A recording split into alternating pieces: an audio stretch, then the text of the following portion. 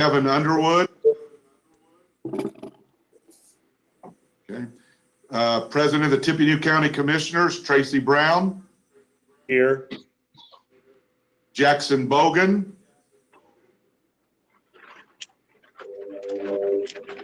Larry Leverance. Here.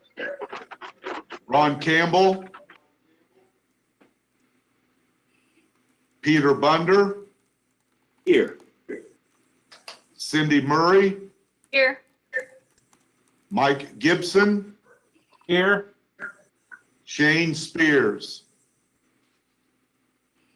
I am here also. Okay, thank you, everybody. That is the roll call. The next item on the agenda is the approval of the minutes from the March 12th, 2020 meeting. John Dennis moves to approve the minutes as presented. Mike Gibson seconds. Thank you, gentlemen. I have a motion and a second. Is there any further discussion or corrections? All right, hearing none. Sally, if I remember correctly, we take a roll call vote on everything, correct? Yes, please. Okay. Mayor Dennis. Aye. Commissioner Brown. Aye. Larry Leverance. Aye. Peter Bunder. Aye. Cindy Murray. Aye. Mike Gibson. Aye. Shane Spears. Aye. Thank you, everyone. The motion carries. The minutes are approved. The next item on the agenda is we have several administrative modifications for the 2020-2024 TIP. As you all, I'm sure, remember, Sally is required to bring these to our attention. So, Sally? Yes, we sent them out to you so it would be a little easier to follow, and that went out this morning. So the first one was on March 24th, and let me characterize all of these as the ways in which we obligated all of our prior year balance money as well as our current year allocation money before the end of the year. So on March 24th was the administrative modification that sent $573,000 in HSIP money to Terre Haute, which they will return next year, and we will be using that on the North River Road, County Road 500 North project. That, however, was not the entirety of our 2020 HSIP money, but I'll get to how we took care of the rest of that at the end. On April 7th, we took $151,838 from HSIP money, which was from right-of-way for the McCutcheon Pedestrian Safety Project, and we moved it to the construction phase of Klondike Road, and that was for Klondike Road change orders. On April 13, we did a little housekeeping to balance our books with INDOT's, and we moved $640 in HSIP funds from right-of-way for the McCutcheon Safety Project, again to construction of Klondike Road. On April 16, we took from Concord Road $3,011, from Yeager Road $39,899, and from Twickenham Boulevard $58,354, and moved that all to the South 9th Street project. And those funds were needed because the consultant contract was greater than the amount of money that we had allotted for it in the TIP. On April 21st, we moved $33,790 from the right-of-way phase of the McCutcheon Pedestrian Safety Project and $108,388 from the right-of-way phase of Yeager Road. And again, that went to Klondike, and that was for the railroad work that sort of came up at the end. And then on April 27, Actually, we did this twice, so I only showed you the revised one. And this is how we used up some of the last of our money. We took $29,556 from Yeager Road, which couldn't be used on Yeager Road, and we added it to money we had already set aside in the tip to create $100,000, which we told INDOT Central Office Finance that we would use toward the US 231 study, which Shane and his group in Crawfordsville will be running, but we will be collaborating with them on that study for the extension of 231. And then if you recall, I said that there was, Terre Haute could not use all of our HSIP money from this year. That left $169,011 that we had to find a home for or we would lose.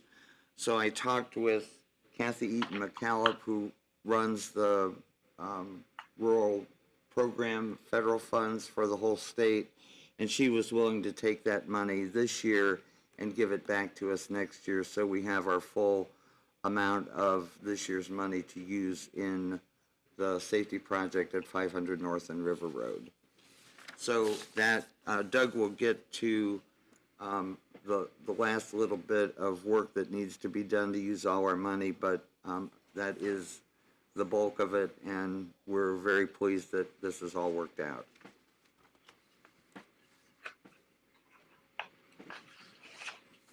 All right, well, thank you, Sally, and your team. That seems like was quite a bit of shuffling to get everything to work out and make sure that we didn't lose any money. So thank you for your efforts in that. We don't formally vote on this from the board, but is there anybody from the board that would have a question about any of those administrative modifications that they'd like to ask Sally at this time?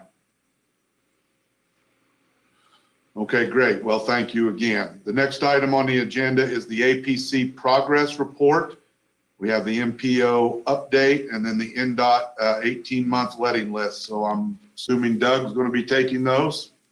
Yes, I'll be covering both of those. To begin with, start with the Town of Battleground Sidewalk Condition Survey. This is a project that I was really excited in doing, and just another example of what we can do to help assist communities. Starting late last year, it came to my attention that the Town Council in Battleground wanted to look at their sidewalks so they could spend what limited funds they have wisely on repairing them. After doing some searching, there was very little available in terms of methodology on how to conduct such a study, and fortunately I came across a study that local consultant HWC did for the town of Whitestown back in 2017. Contacted Brian Poehler, and we discussed using their methodology. They agreed to let us use that. And a matter of fact, actually in the report, we gave them credit, and you can actually see the methodology that they set up. I wanted to make sure I mentioned that first off. So back in November, we actually started to do the study, actually go out and walk all of the sidewalks. The survey, visually, we looked at all the sidewalks and then rated them on a scale of 1 to 10. These scales, the ratings, are based on a modified PASA rating, just like used in looking at the conditions of roads that have been done for years. So it's very similar to that. We went through and rated all of the sidewalks, and then with those ratings from 1 to 10, that was condensed down into 7 categories, ranging from excellent, very good, good, fair, poor, very poor, to actually failed. And with GIS and that capability, in the report, actually see the maps of the various sections of town to see where those sections are that are poor or have failed to actually which are excellent. In addition to that, the the report that was done for Whitestown included a small section of spot conditions. We decided to actually improve on that and do it more in-depth, in that we took a lot of copious notes when we went and did the survey, and then we also took a number of pictures. Some of the notes included identifying sections that were heaving, sinking, tree issues, missing portions, cracking, and then also encroachments by landscaping and then also trees. Within the town, there's 8.36 miles of sidewalk. In the report, we divided that into 5 sections. The first section is the lower part of the old section of town. We looked at basically east and west of the railroad track. And then we also looked at the 3 subdivisions on the north section, or the top section, Harrison Meadows, Shawnee Ridge, and Quail Ridge. Overall, the majority of sidewalks in town are actually in very good shape, roughly 38.5%.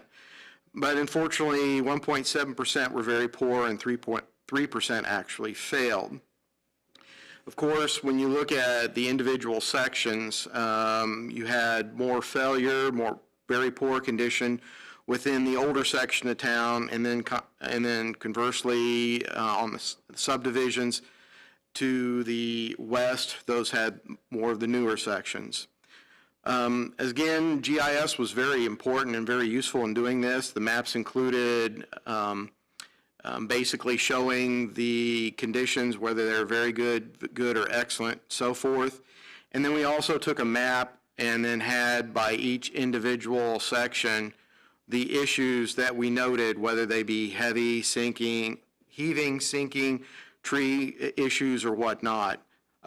So overall, it gives you a very detailed report of what the conditions of the sidewalks are. We haven't been able to yet present this to the town board, actually, since this was completed very early March, and of course with the pandemic, we just haven't been able to get around to that, but hopefully doing that fairly soon.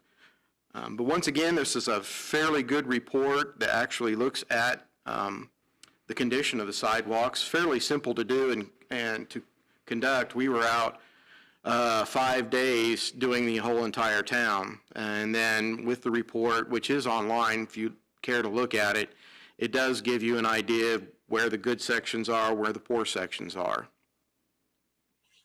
Mayor, I might also mention that LTAP got word about this report, and they have asked Doug to make a presentation about how to do a sidewalk rating study at one of their conferences in the fall. So that was a nice little benefit. I'm not surprised. That was a very thorough process that he described there. That's very good. That's much more detail than a lot of places go into. And there is a link on your agenda to the full report. Okay, well, thank you. Thank you for that, Doug. Does anybody have any questions about Doug, about the sidewalk inventory and Battleground? All right, Doug, you want to go on to the 18-month letting list, please, then? Sure, it'd be my pleasure. The 18-month letting list was included in your packet. Looking at the front page, while only one project is shown, there's actually more projects on the April letting list. So if you turn to the second page, that will give you all of the bid letting results. The first project I'd like to point out is the ITS traffic management system on I-65. This project was awarded to Milestone for a pinch over $5.1 million. And the estimated completion date is June 15th, 2021. The next project on I-65 is a small structure pipelining, and it was actually in the report, it shows the low bid. It wasn't awarded yet, but when I checked this morning, it has been awarded. And it was awarded to the one bidder for $1.26 million. While that seems fairly high for just lining a small structure, I'd like to mention that there's actually 6 projects included in this. 2 others were in White County, 2 in Montgomery County, and 1 in Boone County. The next two projects on US 231 debris removal, they were awarded as well for just under $900,000. And again, this was included with 6 projects in total. One was in Clay County, 2 in Fountain County, and 1 in Vermilion. The last 3 projects listed, the first one, bridge maintenance repair on I-65. This project was eliminated. The next project, actually the scope changed to a district-wide bridge maintenance project and was put on the May 7th bid letting. And the last project listed, the bridge deck patching, was eliminated as well. So looking at the projects were let this past the 7th, we actually have 3. 2 were on State Road 225, 1 over Burnett Creek, and the actual other one was actually over Burnett Creek as well. That project, there were 3 bids submitted. The low bid was from Milestone for just under $2.5 million, and none of the bids were below the engineer's estimate. The other project, the one I mentioned, the bridge maintenance district-wide, there was only 1 bid submitted from Reith Riley, and it was also above the engineer's estimate. So looking ahead, there's a lot of projects coming up in October, 8 total, and those are on 1 contract. And then in November, it looks like we just have 1 project, but earlier this week on Monday, I was sent a more detailed list from the district office, which thank you for providing that. It actually shows that there are 11 more projects on the October letting, of which they're split between two contracts. At the very bottom, I'd like to point out 3 things. Projects 19, 20, and 21. Those are the 3 local projects: Lindbergh Road, North River Road, and Park East Boulevard. If we let all 3 of these and we get good results, this will use all of our federal funds. So we will hopefully not have the same issue as we had in the past in trying to move money around to obligate it at the towards the end of the state fiscal year. Questions?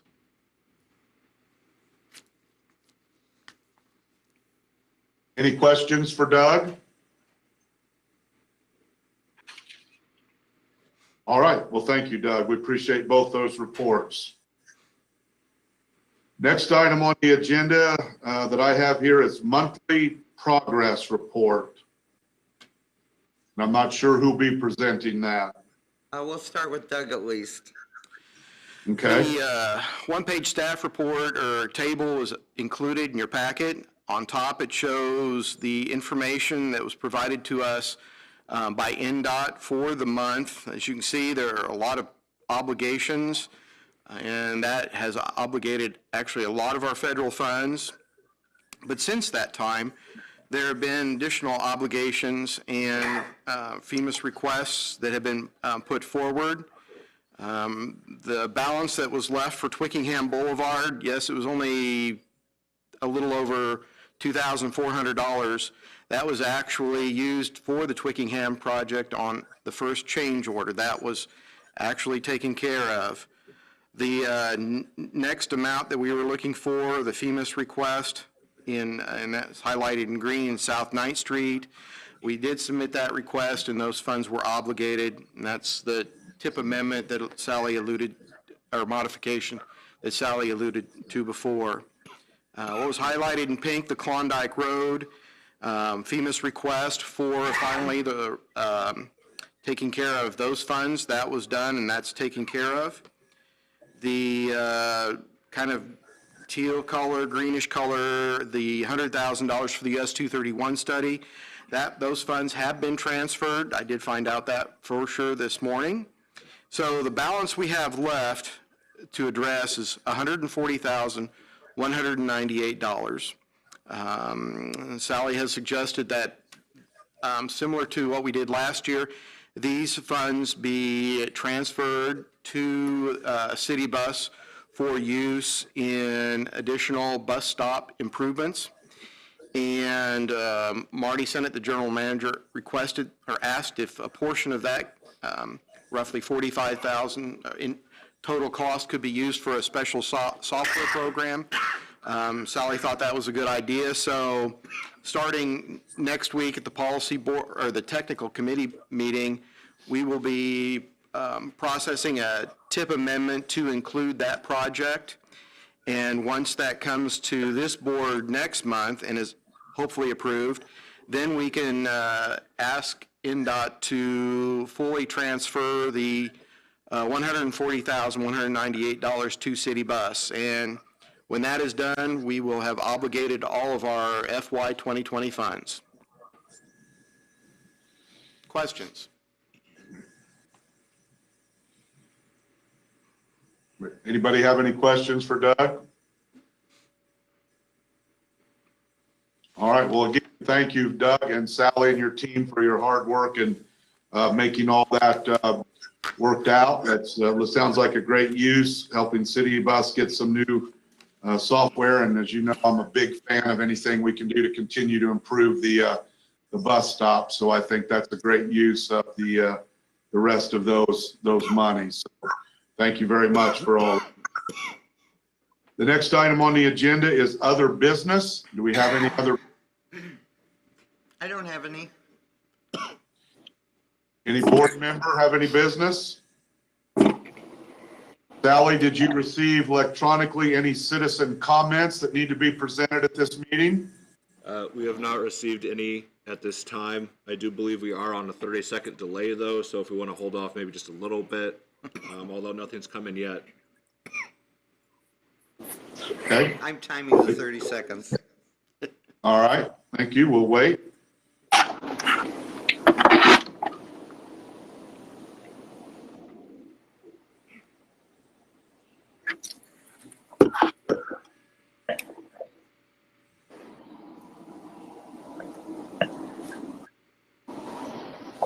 Okay, 30 seconds has passed. There's still All right, thank you. We've allowed for citizen and public comment. We have received none. With that, I would entertain a motion to adjourn, and then we will call roll call even on adjournment because of the procedures. So moved. John, so moved. John Dennis, do we have a second? Mike Gibson, second. Thank you, Mike. Mayor Dennis, Aye. Tracy Brown, Aye. Larry Leverance, Aye. Peter Bunder, Aye. Cindy Murray, Aye. Mike Gibson, Aye. Shane Spears. Aye. And All Jackson right, Bogan. thank you, everyone. We're adjourned. All right. Good job, guys. Thank you. Thanks. Thanks all.